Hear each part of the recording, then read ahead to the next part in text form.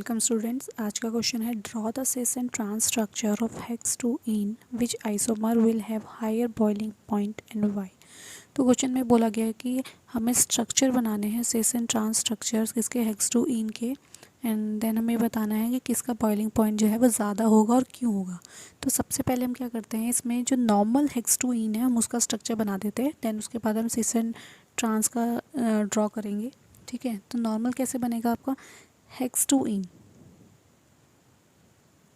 इसका मतलब पे हेक्स टू इन का मतलब कि इसमें कितने कार्बन्स होंगे, 6 कार्बन्स। तो बना लेते हैं 1 2 3 4 5 6 एंड सेकेंड कार्बन पे डबल बॉन्ड 2 इन। हाइड्रोजन पुट कर लेते हैं, यहाँ आएगा H3, बाकी सब में सिंगल बॉन्ड आएगा। यहाँ पे 1 2 3 से कनेक्ट है H H H2 H2 H3।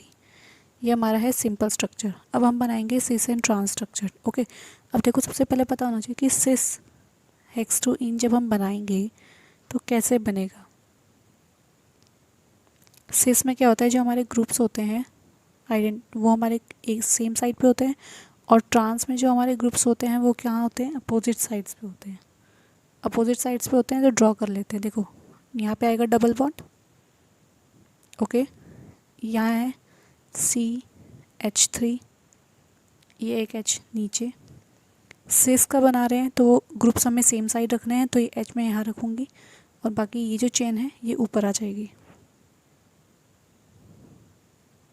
ऐसे। सिस बनाया है इसलिए हमें ये वाला ग्रुप, क्योंकि ये दोनों तो आइडेंटिकल है नहीं, तो आइडेंटिकल सिर्फ यही है, तो हमें इनको कहाँ रखना पड़ेगा, सेम साइड पे। लेकिन ट्रांस में क्या होता है, अपोजिट होता है, तो इसको हम पोजीशन इसकी चेंज कर देंगे। एक H इधर आ जाएगा, एक H इधर, CH3 CH2 CH2 CH3। Okay, अब इसमें जो है हम बॉइलिंग पॉइंट कैसे चेक करेंगे कि किसका ज़्यादा है। तो देखो जो सिस आइसोमर होता है वो कैसा होता है, पोलर। कैसा होता है, पोलर। वो उसका जो डायपोल मोमेंट होता है यहाँ पे ऐसे ड्रॉ होगा। तो सिस आइसोमर कैसा होता है, पोलर होता है। ठीक है, तो इसका जो डायपोल मोमेंट होता है सिस का, सिस हेक्स टू इन का जो डायपोल मोमेंट होता है वो ज़्यादा होगा किससे, ट्रांस हेक्स टू इन से। क्यों ज़्यादा होगा वो भी मैं आपको बता देती हूँ एक बारी। इसका भी डायरेक्शन बना लेते हैं ऐसे, और इसका ऐसे।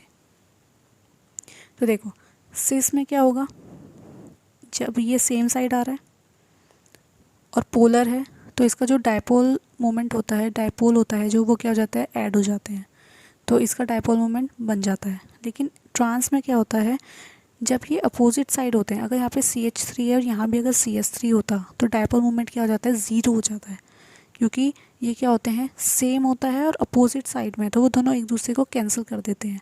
लेकिन इस वाले में केस में क्या हो रहा है, यहाँ पे CH3 है और यहाँ पे CH2 CH2 CH3 है। डायरेक्शन अपोजिट है लेकिन सेम नहीं होगा उसका डायपोल मोमेंट, तो वो ज़ीरो नहीं होगा, कुछ ना कुछ होगा, लेकिन सिस हेक्स टू इन से कम होगा। तो सिस हेक्स टू इन का जो डायपोल मोमेंट होता है वो ट्रांस हेक्स टू इन से ज़्यादा होता है, जिसकी वजह से इसमें जो होता है डायपोल इंट्रैक्शन क्या हो जाता है, ज़्यादा हो जाता है।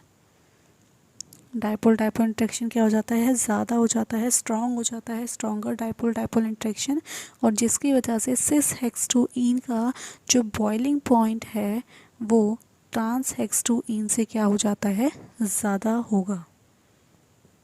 इसका जो बॉइलिंग पॉइंट है वो हायर बॉइलिंग पॉइंट होगा किससे, ट्रांस हेक्स टू इन से।